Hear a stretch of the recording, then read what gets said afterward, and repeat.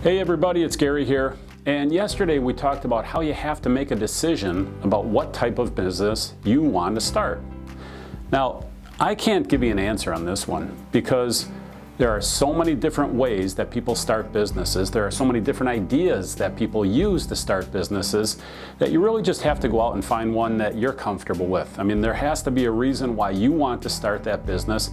And typically, one of the easiest ways to start the business is to stay or go into the field that you're very familiar with and have a lot of experience. So, for example, if you've been working in the oil industry for the last 20 years, well, find a product to sell back into that industry. Don't try to go into the retail apparel and reinvent yourself. You may be able to do that, but you're going to be taking the hard way to get into that business. So what I recommend is do what you're familiar with, do what you have a history with, but find a niche, find an angle, find a reason why you should be selling back into that industry or servicing that industry or supporting that industry or whatever the case might be. But the easiest way and the thing that I recommend is stick with the industry that you're most familiar with, even if it's not one that you actually love. Maybe, again, you love some other industry, but are you going to be able to get into that industry? Do you have contacts in that industry? Do you have relationships in that industry? Is there anything that's going to help you by moving outside of what you've been doing for the last 10, 15, 20 years? So along that same theme, I've got a couple ideas of things that I'd like to do. And there are products out there that I'd like to have myself right now, and I think there's a market out there for other people like me. So I look at those products and I think, well, why don't I start a business supporting that industry?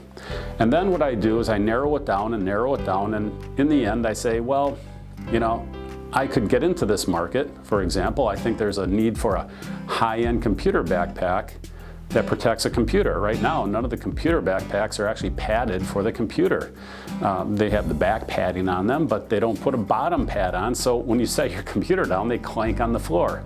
So I think there's a market for that, but on the other hand, I don't really have a whole lot of industry experience. I don't have the contacts, I don't have the retailer contacts.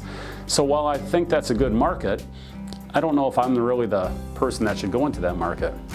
On the other hand, I've done a lot of software products. I know the software industry, I've got the contacts, I know how it works, we've got experience doing these sorts of things. So in the end, what I'm going to do is I'm going to eliminate all those other ideas that we've had, and I'm going to stick with an industry that I know. And again, maybe it's not something that I love. Actually, I like it, but even if I didn't, I would stick with it because I have the contacts, I have the experience, I have the working knowledge.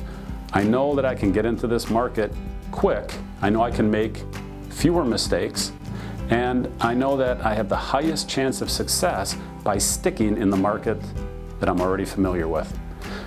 All right, so I'll chat with you tomorrow, and we'll see what kind of progress we can make on getting the initial start, the initial launch, the initial decision made on the type of business to get up and running with.